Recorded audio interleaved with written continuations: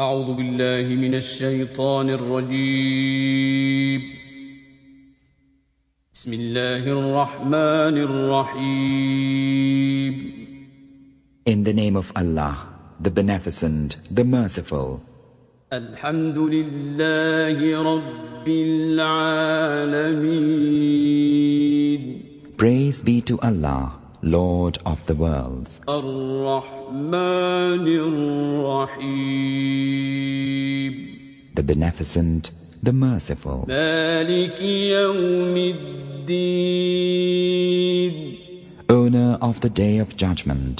إياك نعبد وإياك نستعين. Thee alone we worship, Thee alone we ask for help. اهدنا الصراط المستقيم. Show us the straight path. صراط الذين أنعمت عليهم غير المغضوب عليهم ولا الضالين.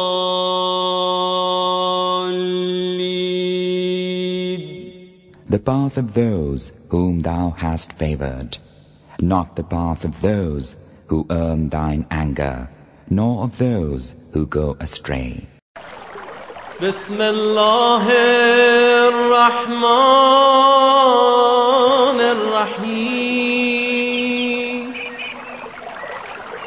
اللهم كن لوليك الحجة ابن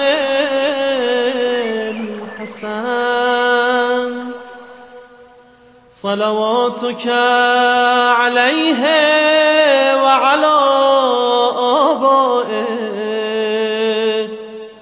في هذه الساعة وفي كل ساعة وليا وحافظا وقائدا وناصرا ودليلا وعينا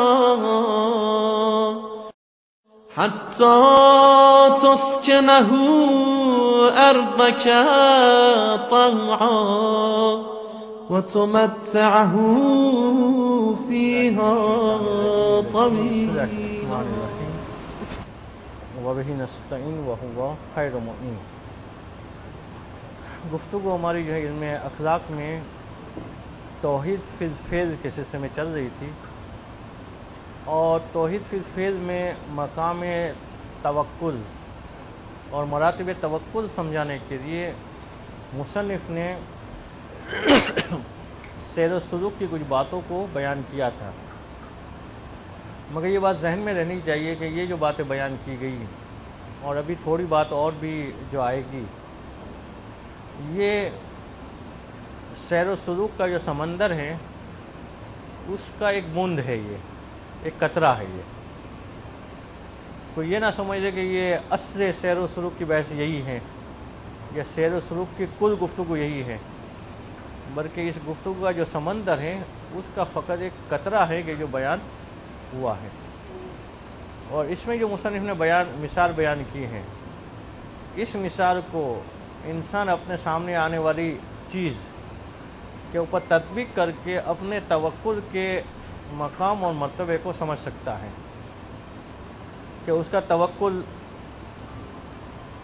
اپنی رزق کے سلسلے میں یا اپنی صحت یابی کے سلسلے میں یا اپنی باقی ضروریات کے سلسلے میں کن چیزوں کے منحصر ہیں. آیا وہ توکل کرتے وقت اس کے ذہن میں یہ ہوتا ہے کہ مجھے اس ڈاکٹر پہ بھروسہ ہے کہ مجھے شفا دے گا، یا رزق کے وقت اس کا توقع یہ ہوتا ہے کہ فلاں صاحب پہ بھروسہ ہے کہ مجھے رزق دیں گے، یا ہے کہ نہیں ان تمام کو وسائل جانتا ہے اور اس کی ڈائریکٹ نگاہ جو قادر مطلق تک جاتی ہیں کہ باقی ساری چیزیں جو بیچ کے اندر ہیں وہ فقط و فقط ذریعہ ہیں، فقط واسطہ ہیں، حقیقت میں ان کا کوئی کردار نہیں ہے. حقیقی طور پہ دینے والی ذات جو ہے وہ پروردگار عالم کی ہے. اس آدمی کی طرح سے کہ جس کو یہ یقین ہو جاتا ہے کہ میرے گھر پہ جو روشنی آ رہی ہے لائٹ کی، اس روشنی کا منبع نہ یہ بلب ہے کہ اس میں سے پیدا ہو رہی ہے، نہ وہ تار ہے کہ اس میں سے پیدا ہو رہی ہے، نہ وہ بورڈ کا بٹن ہے کہ جس کو دباتا ہوں تو بلب جلتا ہے، نہ وہ بیچ کا ذریعہ ہے کہ جس کے لائٹ آتی ہے، بلکہ اس کو یقین ہوتا ہے کہ وہ اصل جہاں پہ پاور جنریشن ہو رہی ہے وہ اصل منبع ہے، کہ وہاں سے جو ہے میرے گھر تک جو ہے وہ روشنی پہنچتی ہے۔ جی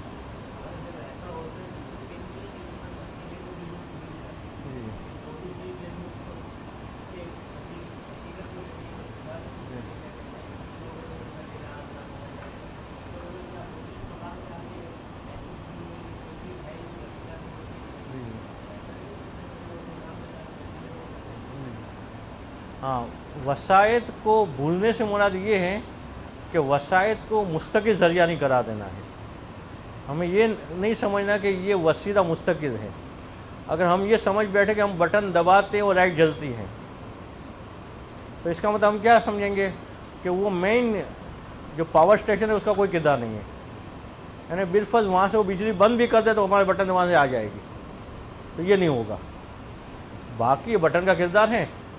ہم یہ نہیں کہہ سکتے کہ اگر وہاں سے لائن جو ہے فٹ ہوئی ہے تو ہم بٹن دبائے نہ دبائے خود ہی بلب جلے گا، ایسا نہیں ہے۔ یہ وسیلے کو استعمال کرنا ہے، مگر وسیلے کو مستقل ذریعہ نہیں سمجھنا ہے کہ بس یہی ہے، اس کے علاوہ کچھ نہیں ہے۔ جی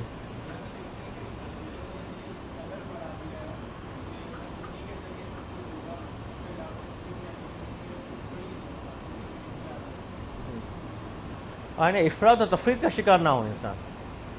کچھ جگہ پہ یہ کہ وسیلے کا بالکل انکار ہو جاتا ہے، کچھ جگہ پہ وسیلے کو ہی سب کچھ سمجھ لیا جاتا ہے، تو یہ دونوں میں افراد و تفرید ہے۔ وسیلے کو وسیلہ سمجھا جائے، وسیلے کو نہ اصل خدا سمجھا جائے اور نہ یہ وسیلے کو سمجھا جائے کہ اس کی کوئی حیثیت ہی نہیں ہے، اس کی کوئی قدر و قیمت ہی نہیں ہے۔ دونوں باتیں غلط ہوگی۔ یہ ذریعہ ہے اپنے مقام پہ، مگر اس ذریعے کو یہ نہ سمجھا جائے کہ یہ ذریعہ نہیں ہوگا تو یہ کام ہو ہی نہیں سکتا، اور نہ یہ سمجھا جائے کہ یہ ذریعے کی کوئی حیثیت ہی نہیں ہے کہ ہم ڈائریکٹ کام کر دیں گے، تو یہ نہیں ہو سکتا۔ تو جو وسیلہ ہے اس سے انکار ہرگز ممکن نہیں ہے۔ اس کے بعد جو عالم شہادت کے حوالے سے جو گفتگو بیان ہوئی تھی، اگر جیسے بندہ دیکھا جاتا ہے کہ وہ اچھے ڈاکٹر کے پاس جاتا ہے یا ایک بہتر کام کرنے والے کے پاس جاتا ہے، تو یہ بھی توکل کے خلاف ہے کہ وسیلہ تو اللہ تعالیٰ نے بنایا، جہاں سے ملنا ہوگا مل ہی جائے گا۔ نہیں، توکل کے خلاف نہیں ہے۔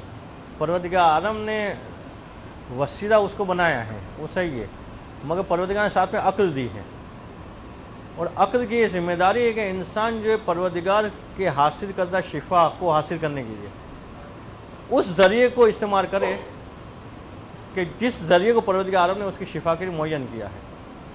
اب اگر اس کے بعد مختلف ٹیبلٹس ہیں، اس کو بخار ہوا، یہ نہیں کہ سمجھے گا بھائی کسی کو بھی اٹھا کے کھا لو پروردگار اس سے شفا دے دے گا، یہ نہیں۔ ان ٹیبلٹس کے اندر میں سے جس ٹیبلٹس کو پروردگار نے معین کیا ہے کہ یہ اس کی شفا کا ذریعہ بنے گی، وہ بخار تو بخار والی کھائے گا، دوسری بیماری تو دوسری بیماری والی کھائے گا۔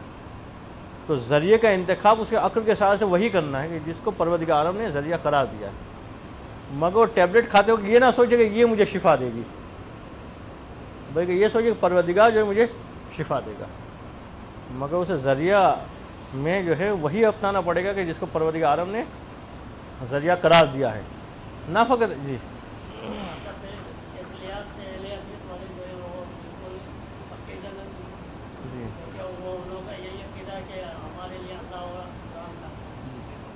ہاں، وہ اس لیے اپنے عقیدے میں غلط ہیں کہ چونکہ وہ کہتے ہیں کہ فقط اللہ ہے، باقی بیچ میں کوئی ذریعہ نہیں ہے، تو وہ بالکل عقل کے بھی برخلاف ہے۔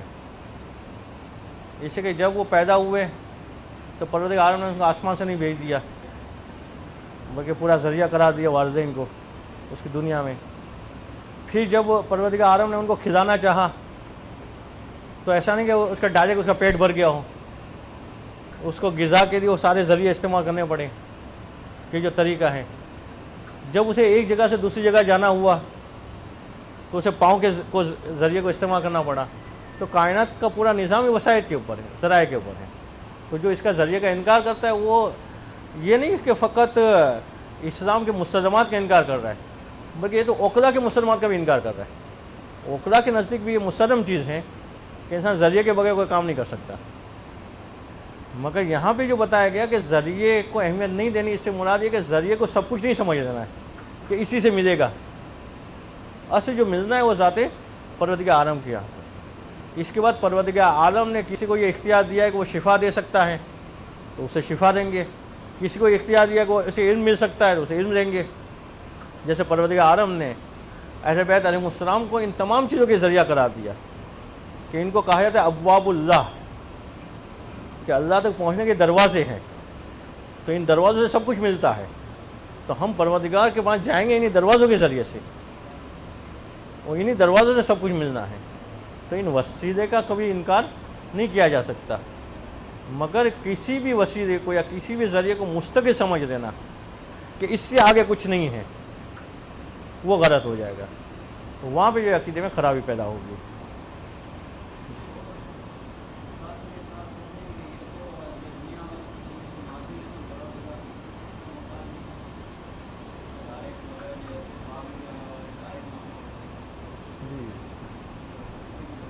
अच्छा, जब मसलन दुआओं में ये आया या कुरान में ये आया कि मुझसे डायरेक्ट मुझसे मांगो, कहा गया कि मसलन मुझसे दुआ करो, मैं तुम्हारी दुआ पूरी करूँगा। ये उसी तरह से जैसे मसलन आपको कोई चीज़ आप लेके जा रहे थे, मेरे हाथ में चावल की थैली थी, एक दुकान वाला मिला जो चावल बेचता था, उसने आपसे कहा कि आप मेरी दुकान से ख़रीदा करें। अब उसकी दुकान पे पहुँचे तो वो तो नहीं था, उसका नौकर था। अब उससे ख़रीद के लिए आए तो आपने उस दुकान वाले से ख़रीदा नहीं ख़रीदा, दिया तो उसके नौकर ने, मगर यही कहा जाए कि उसी दुकान से ख़रीदा। तो जब परवरदिगार आलम ने कुछ बंदों से मांगने की इजाज़त दी है, तो जब उनसे मांगते हैं तो वैसे ही जैसे खुदा से मांगा जाए। तो ये शख्सियत है जो है वो गैर खुदा नहीं है, खुदा के गैर से मांगना है। यानी जब उसने कहा कि मेरी दुकान से खरीदो, यानी मेरे सामने और एक दुकान से नहीं खरीदो, मगर मेरी दुकान पे मैं बैठा हूँ तब भी खरीदो, मेरा बेटा बैठा है तब भी खरीदो, मेरा नौकर बैठा है तब भी खरीदो। तो इस तरह से परवरदिगार आलम से ही सारा मांगा जा रहा है। अगर हम अहले बैत अलैहिस्सलाम से मांगते हैं या यारी मदद कहते हैं तो हमारे जहन में यही होता है कि परवरदिगार आलम ने जो मौला कायनात को कुव्वत अता की है, उस कुव्वत के वजह से वो हमारी मदद करेंगे। ये तो सही है, उसको कोई हर्ज नहीं है।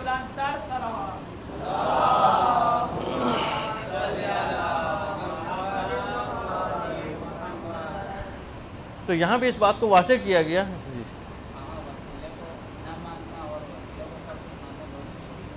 हाँ, है ना, वसीले को न मानना ये भी गलत है, और वसीले को सब कुछ मान लेना ये भी गलत है। शिर्क अगर मसलन बाकायदा किसी वसीले को मुस्तकिल ज़रिया करार दे रहा है, खुदा के साथ इस तरह से शरीक कर रहा है कि परवरदिगार भी ये दे सकता है, ये वसीला भी दे सकता है, उसी अंदाज़े, तब तो शिर्क होगा। मगर अगर वो इस तरह से नहीं जहन में है उसके, फ़कत जैसे आमतौर पर लोगों का ये होता है कि ये सेठ को राज़ी रखो, ये इससे रिस्क मिलता है, मगर उससे भी थोड़ा झंझोड़ के पूछा जाए तो कहते नहीं खुदा देता है, ये तो ज़रिया है, तो इसका वो शिर्क नहीं है। जी, न मानना जैसे हमने कहा कि मुसलमात के ख़िलाफ़ है, यानी ओकरा के नज़दीक मुसलम है कि आलम का निज़ाम जो है वसाइट के ज़रिए से है, जो चीज़ भी वजूद में आती है उसका कोई ना कोई सबब होता है। तो आलम का निज़ाम ही जो है एदल व असबाब के ऊपर है। अगर कोई इसका इनकार करता है, इसका मतलब जो है ओकरा के नज़दीक जो मुसलम चीज़ है उसका इनकार करता है, तो ये माकूल चीज़ जो है वो करार नहीं दी जा सकती। तो खैर, असल बात जो थी हमारी कि आलम शहादत के अंदर जो मराहिल बयान किए थे उसके हवाले से एक इश्काल हो सकता है कि जिसका मुसन्निफ जो है जवाब दे रहे हैं। आलम शहादत में जो है हमने कागज़ से पूछा था, कागज़ ने कहा कि भाई इंक से पूछो, इंक ने जो है उससे पूछा तो उसने कहा कि भाई कलम से पूछो, कलम से पूछा तो उसने कहा कि हाथ से पूछो, हाथ से पूछा तो उसने कहा कि मतलब कुव्वत से पूछो, और फिर उसने कहा कि मतलब ये इरादे से पूछो। तो अब एक कातिल ने किसी को कत्ल कर दिया, उस कातिल हमने उस छुरी से पूछा भाई तूने क्यों कत्ल किया? उसने कहा भाई मेरा क्या कसूर, उस आदमी से पूछोगे जिसने छुरी चलाई। हम उस आदमी के पास पहुंचे, उसके हाथ से पूछा कि क्यों कत्ल किया, पर मेरा क्या कसूर है? कुव्वत से पूछो, कुव्वत से पूछने लगे, कहा इरादे से पूछो, तो फांसी भी क्या इरादे को चढ़ाया जाएगा? सजा किसको मिलेगी? कत्ल की सजा मिलेगी किसको? कहते ये आदम शहादत में इश्कार हो सकता है। तो कहते इस इश्कार को समझने के लिए जब तक दर अहले बैत पे नहीं आएंगे ये इश्कार समझ में नहीं आएगा। इससे मुसन्निफ कहते हैं ये मिसाल जो हमने पेश की है ये सिर्फ हमने नकल की है, ये मिसाल जो है वो गजाली ने पेश की है। गजाली की मिसाल को हमने नकल किया यहाँ पे, मगर ये वाला पहलू इश्कार से खाली नहीं है, इसे इस पर इश्कार होगा। और इसका हल क्या है? इसका हल ये कि आलम शहादत में जितनी चीज़ें होती हैं इसमें कोई शक नहीं कि परवरदिगार आलम की कुदरत के ज़ेर असर होती है, मगर इंसान जो भी अफ़ाल अंजाम देता है अपने इख्तियार से अंजाम देता है।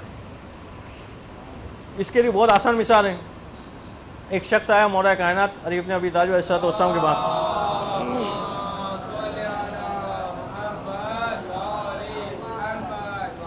कहा कि मौला ये इंसान जो है वो मुख्तार है या मजबूर है? तो इमाम अलैहिस्सलाम ने उसको जवाब देने के बजाय कहा कि तो अपना एक कदम उठा। उसने उठा लिया। कहा दूसरा उठा। कहा मौला अब तो गिर पड़ूंगा। कहा बस इतना मुख्तार है इतना मजबूर है। तो बात चीज़ें ऐसी जो इंसान के अपने इख्तियार में नहीं है, उसे कब पैदा होना है, कहाँ पैदा होना है, कहाँ ज़िंदगी गुजारना है, उसकी मौत कहाँ वाक़ होनी है, किस हालत में वाक़ होनी है, वो समंदर में मरेगा या हवा में मरेगा या ज़मीन में मरेगा, उसको कब्र कहाँ नसीब होगी, ये इंसान के अपने इख्तियार में नहीं है। मगर दुनिया में जो अफ़आल हैं कि उसको नेक काम करने या बुरे करने हैं, किसी को फ़ायदा पहुँचाने किसी को नुकसान पहुँचाने हैं, नमाजी बनना है बेनमाजी बनना है, जमात नमाज में शिरकत करनी या नहीं करनी है, तो ये सारी अफ़आल जो है वो इंसान के अपने इख्तियार में है।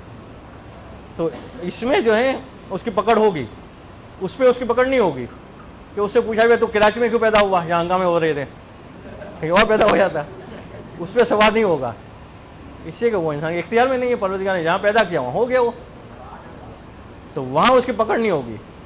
मगर वो जमात नमाज में शिरकत कर सकता था, वो नहीं की उसने, या नमाज पढ़ नमाज उसको बनना चाहिए था वो नहीं बना, तो उसमें उसकी पकड़ होगी, उसमें जो उससे सवाल किया जाएगा। तो इंसान के इख्तियारी अफ़आल के बारे में उससे सवाल किया जाएगा। तो आलम शहादत में होने वाले सारे अफ़आल जो हैं वो सारे के सारे इख्तियारी हैं। असल में ये जो तसव्वुर मुसलमानों के जहन में डाला गया, ख़ास तौर पे जो है ये बनु उमैया की हुकूमत के आखिरी ज़माने में, बनु अब्बास की हुकूमत के आगाज़ में एक फ़िरका वजूद में आया, फ़िरक़े मुजब्बरा, जबर का कायल था, कि जिसने कहा कि हम तो मजबूर हैं, परवरदिगार हमसे जो करवाता है वो हम करते हैं। अच्छा, ये फ़िरका भी वजूद में आया था बादशाहों के खातिर। उस वक्त के जो बन बैठे खलीफा थे, जो हाकिम थे, उनके सारे करतूत जो पब्लिक के सामने आने लगे कि भाई वो तो शराब भी पीते हैं, फना बुराई भी करते हैं, जुल्म भी करते हैं, फना को उसने कत्ल भी कर दिया, फना को कैद में डाल दिया। तो वो बेचारे क्या करें, हाकिम तो मजबूर है, खुदा उनसे करवाता है वो करते हैं। ये हाकिमों के तहफ़्फ़ुज़ के लिए दरबारी मुल्ला हर ज़माने में रहे हैं, जो इन हाकिमों का तहफ़्फ़ुज़ करते हैं, हाकिमों के अफ़आल के लिए इज़्ज़त पेश करते हैं कि हाँ इन्होंने ये काम जो किया वो अपने मकाम पे सही किया। तो इसी वाक़े ये फ़िरका वजूद में आया जो कहते थे कि वो हर काम जो है हम करने में परवरदिगार के मजबूर जो हमसे करवाता है वही हम करते हैं। हम गिबत नहीं करते, खुदा हमसे करवाता है। हम झूठ नहीं बोलते, खुदा हमसे झूठ बुलवाता है। तो इसका जवाब जो है, जब ये इस किस्म का एक शख्स इमाम सादिक अलैहिस्सलाम की खिदमत में आया,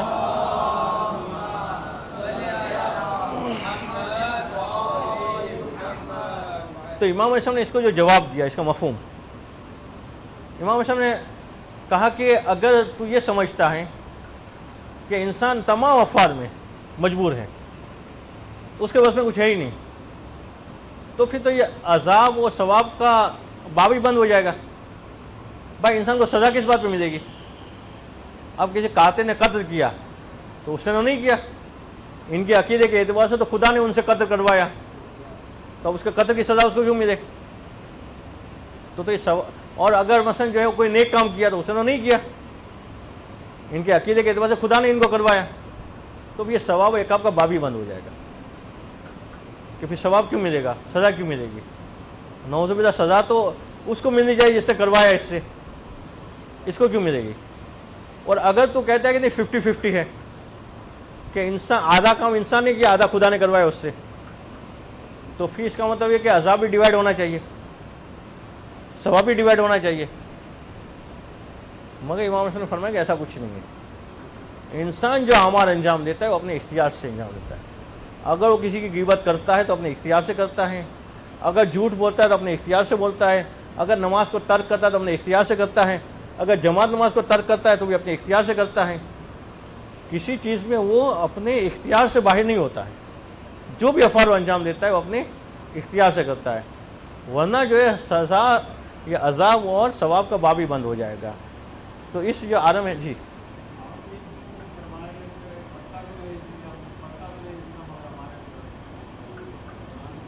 کیا چیز؟ جی ہاں، اس کی مثال بھی ہم پہلے دے چکے ہیں کہ پتا بھی پروردگار عالم کے ارادے کے بغیر نہیں ہلتا، ظاہر بات ہے ہم جو کام کریں وہ بھی ارادے پروردگار کے ساتھ کرتے ہیں۔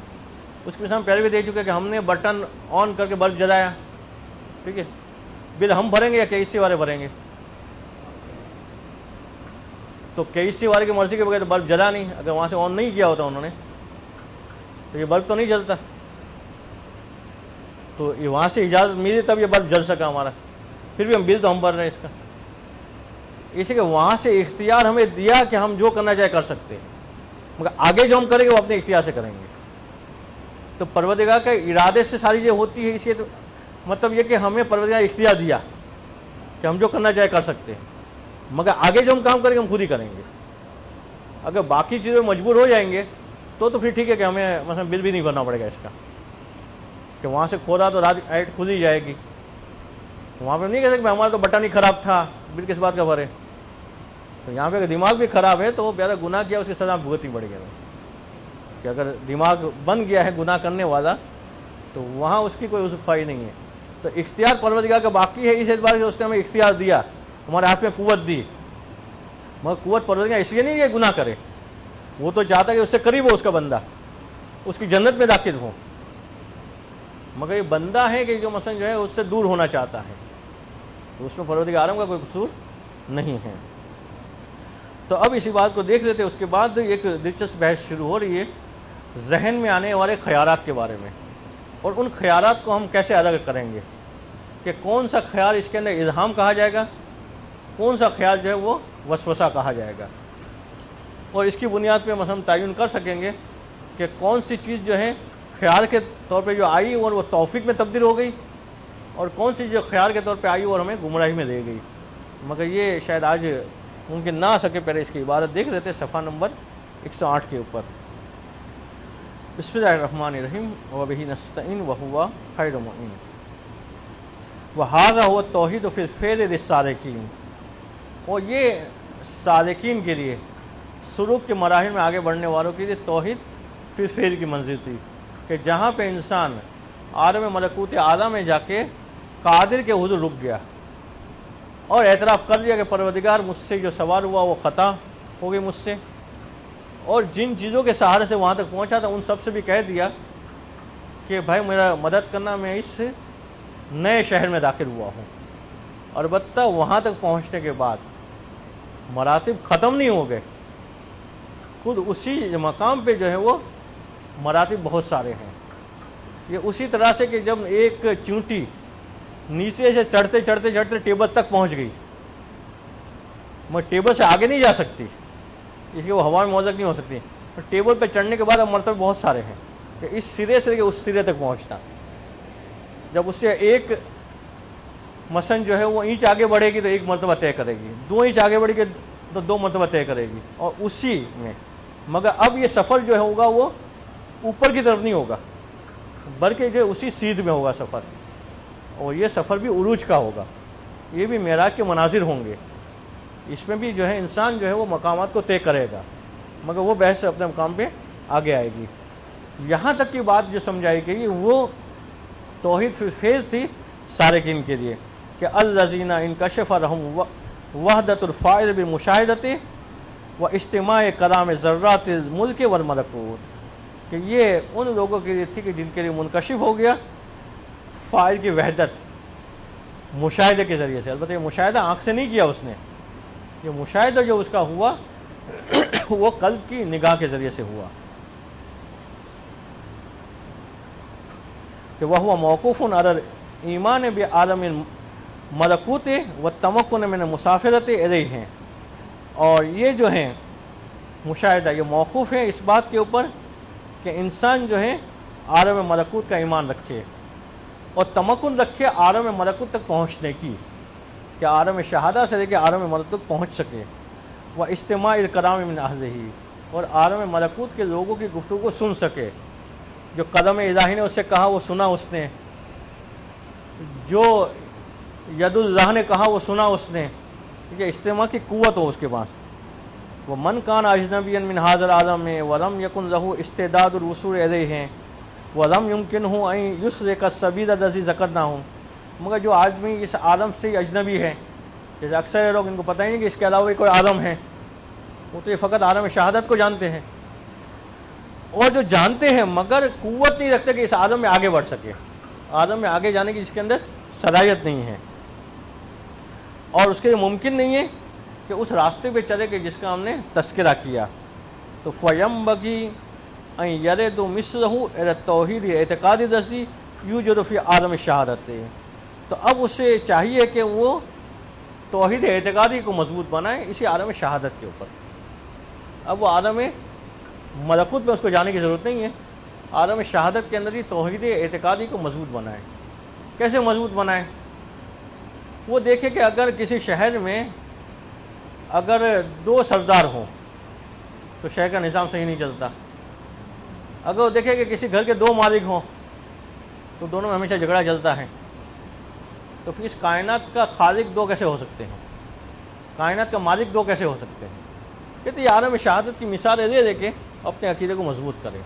किसी को वहाँ पे तो नहीं जा सकता तो इन्हीं मिसालों पे इक्तिफा करे। मिसरा युक़ाल रहू, मसलन उससे कहा जाए कि इन्ना कुल्ला हदिन यअलमु अन्नल मंज़िला युफ़सिदु बिस्साहिबैन वल बलदा यफ़सदु बिअमीरैन, कि उससे ये बताया जाए कि देखिए भाई अगर किसी घर के 2 मालिक हो तो फसाद होता है, किसी शहर के 2 अमीर हो तो फसाद होता है।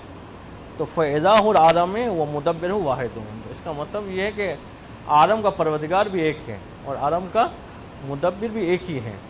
जैसा कि खुद परवदिगार आलम फरमाता है कि इज़ लव काना फ़ीहिमा आलिहतुन इल्लल्लाह लफ़सदता, कि अगर ज़मीन और आसमान में खुदा के अलावा और खुदा भी होते हैं तो ये दोनों फासिद हो जाते हैं, दोनों में फसाद फैलता।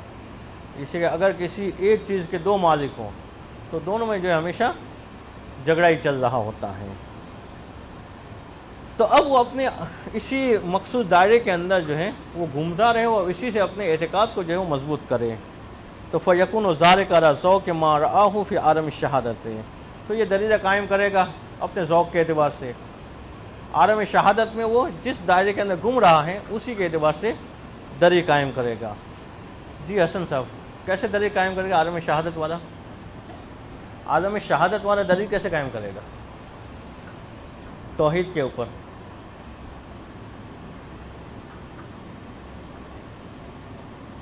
कैसे कायम होगा? पूछे सकरीन साहब को, पूछ ले, कहाँ पूछे बाहर। आप बताएं आरिफी साहब, कैसे कायम करेगा आलम शहादत वाला? जी जहन से कायम करेगा। कैसे कायम करेगा जहन से?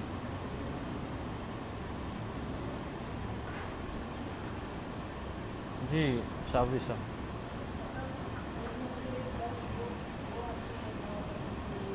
सही आसन कि एक घर के जब 2 मालिक होते हैं तो घर में झगड़ा चलता है। एक शहर के 2 अमीर होते हैं तो शहर का निज़ाम सही नहीं चलता। तो कायनात के अगर 2 खुदा हो तो फिर कायनात का निज़ाम भी सही नहीं चलता। वो इन्हीं में मतलब घूमता रहे, वो इसी से दलील बनाए वो अपने ज़ौक़ के एतबार से। अब हर आदमी का अपना पेशा है, تو وہ اپنے پیشے کے اعتبار سے دلیل بنائیں.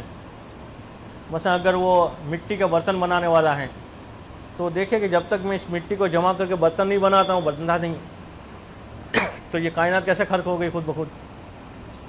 پھر اگر جو میں برتن بناتا ہوں وہ الگ طرح کا ہوتا ہے, میرا بھائی بناتا ہے وہ الگ طرح کا ہوتا ہے. اس کا مطلب یہ کہ دو آدمی ایک جیسے چیزیں نہیں بنا سکتے. تو اگر دو خدا ہوتے تو پھر جو ہے وہ صحیح سے نظام جو ہے وہ نہیں چل پاتا. ہر آدمی اپنے پیشے کے اعتبار سے دلیل اس میں قائم کرے. جب ضروری تھوڑی کہ دو گھر میں اگر دو مالکوں میں جھگڑا ہوگا, ہاں سب سے بڑی محبت سے رہتے ہیں تو بھائی ایک گھر کے مالک ہوتے ہیں. یعنی وہ محبت جو ہمیں نظر آتی ہوتی ہے وہ وقتی آتی ہوتی ہیں. ان کی زندگی کے تمام پہلوؤں کا جائزہ لیا جائے تو کئی مقامات ایسے آئے ہوتے ہیں کہ جس میں جھگڑا ہوا ہوتا.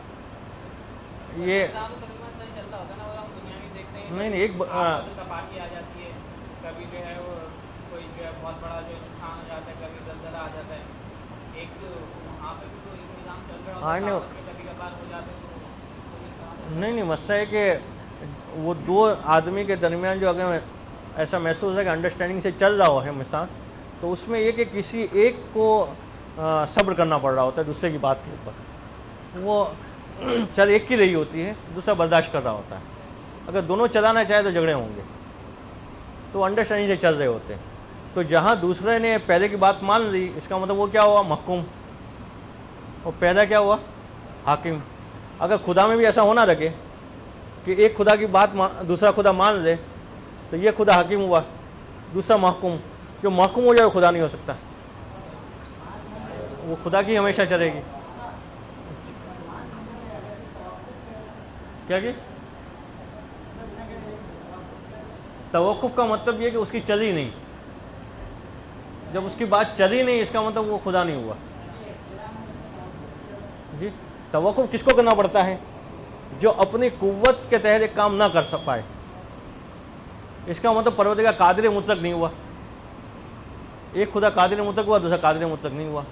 ایک خدا کی چلی دوسرے کی نہیں چلی, تو وہ پھر گنجائش نہیں ہوتی. اس لیے نظام میں دو آدمی سے یہ نظام کبھی بھی صحیح نہیں چل سکتا ہے.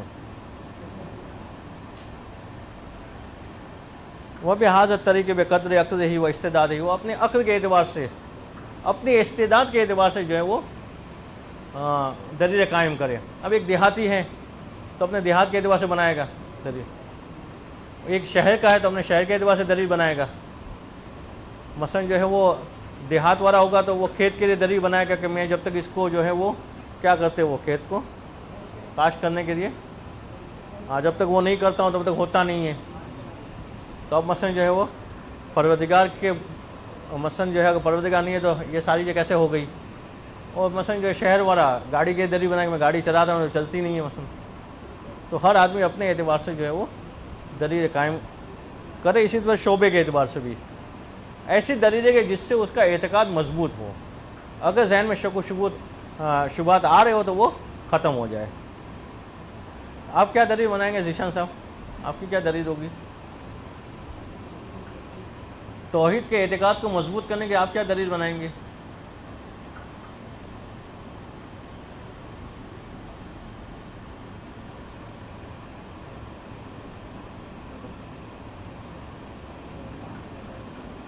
جی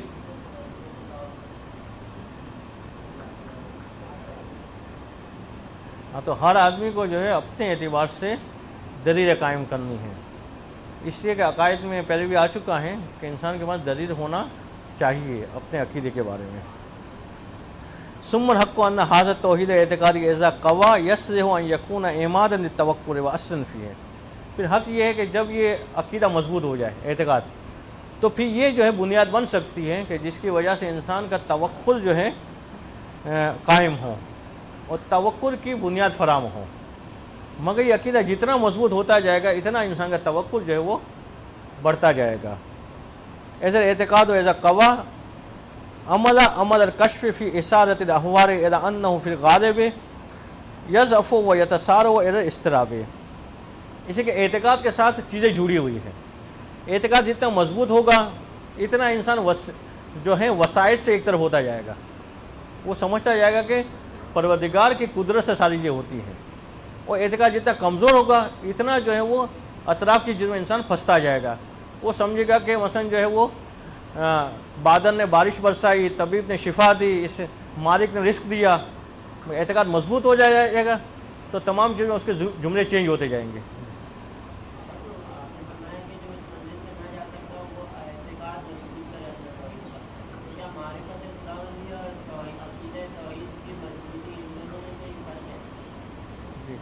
معرفت پروردگار کی منزل جو ہے وہ حاصل کرنا ہر ایک کے بس کی بات نہیں ہے, کما حق کا ہو, مگر بیسک معرفت کہ خدا ہیں, وہ ایک ہیں, تمام اوصاف اس کے ذاتی ہیں, یہ بیسک معرفت یہ توحید کے عقیدے والا حاصل کر دے گا.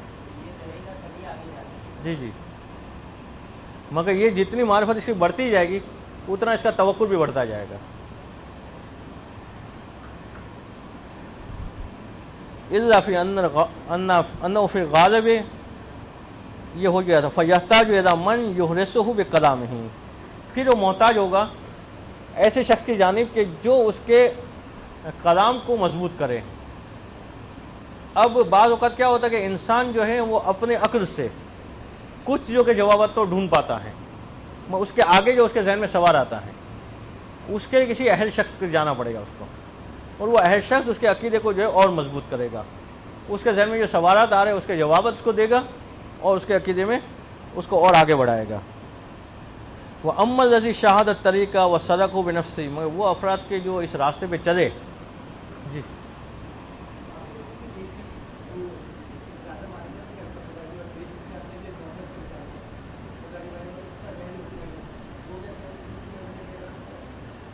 دیکھیں, مطمئن ہونا اس کی کیفیت الگ الگ ہوتی ہے.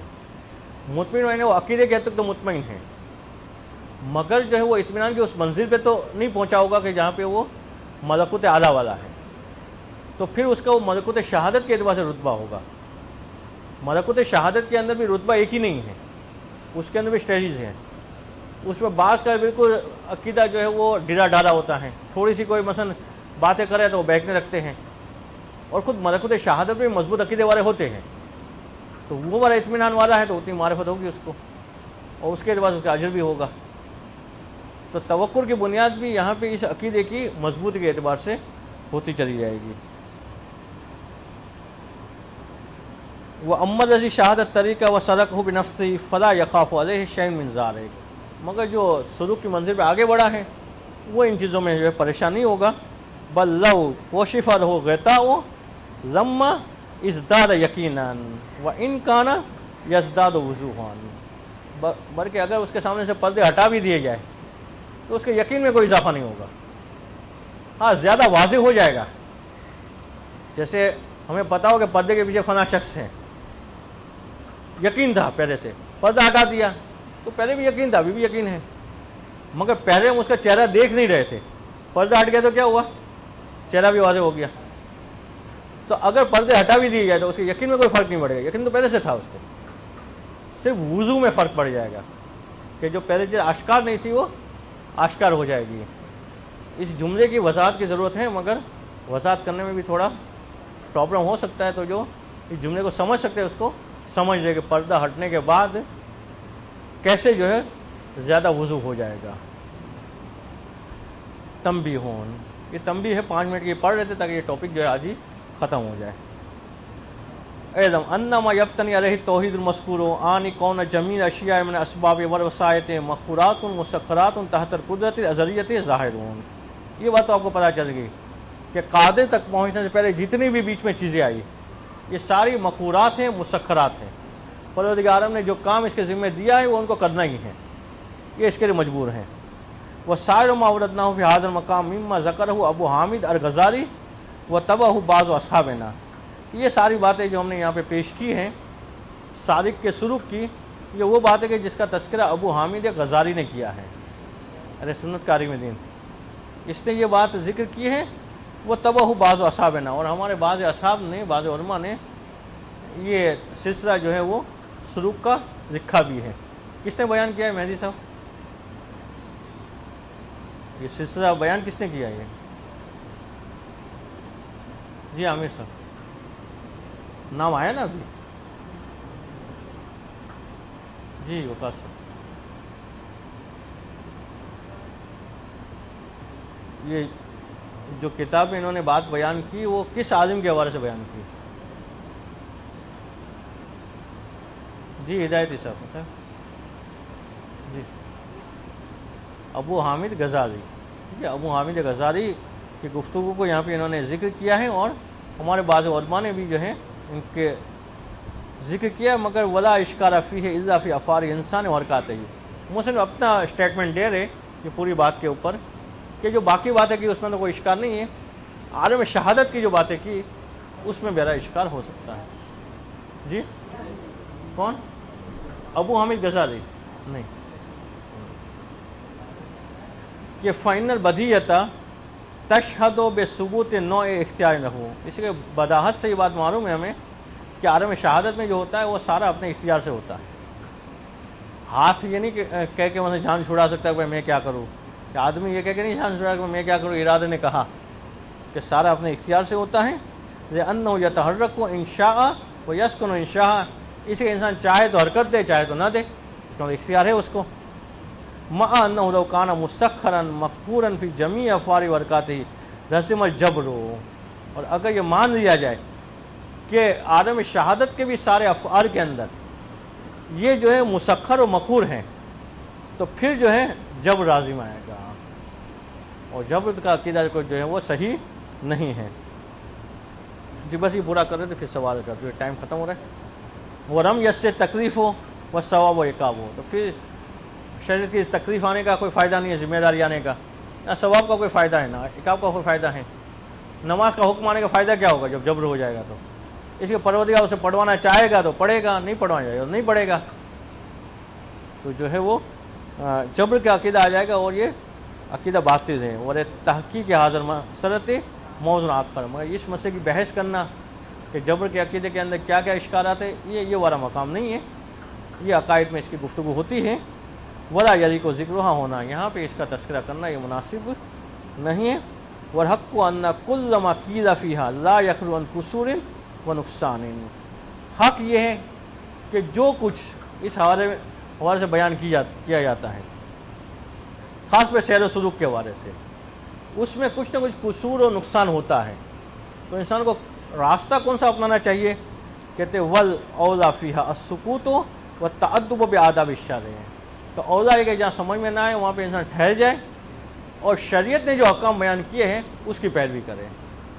اسے ہم شروع میں بھی بیان کر چکے تھے کہ انسان کو اپنی زندگی کا آغاز جو توضیح مسائل سے کرنا ہے، کہ اپنے آپ کو پہلے یہ دیکھ لے کہ توضیح مسائل میں جو بیان ہوا اس پہ عمل پیرا ہو رہا ہے یا نہیں ہو رہا ہے، اس کے بعد پھر سیر و سلوک کی باتیں کرے۔ شریعت کے دائرے سے باہر نکل کے سیر و سلوک کرنے جائے گا تو وہ کھائی میں گرے گا، وہ سمجھ رہا ہوگا کہ اوپر گیا ہوگا وہ نیچے ہے۔ اب یہ وقار صاحب کا سوال ہے تو پھر ختم ہوتے گی۔ اگر یہ جو سارا سورج کے قلم سے سوال کیا اس سے سوال کیا، یہ سارا ابو حامد غزالی نے بیان کیا ہے؟ جی جی ابو حامد غزالی کا قول، جی ٹھیک ہے۔ اس میں پھر خواتین نفسانیہ اور وسواس شیطانیہ کی گفتگو آئے گی جو پڑھیں گے انشاءاللہ۔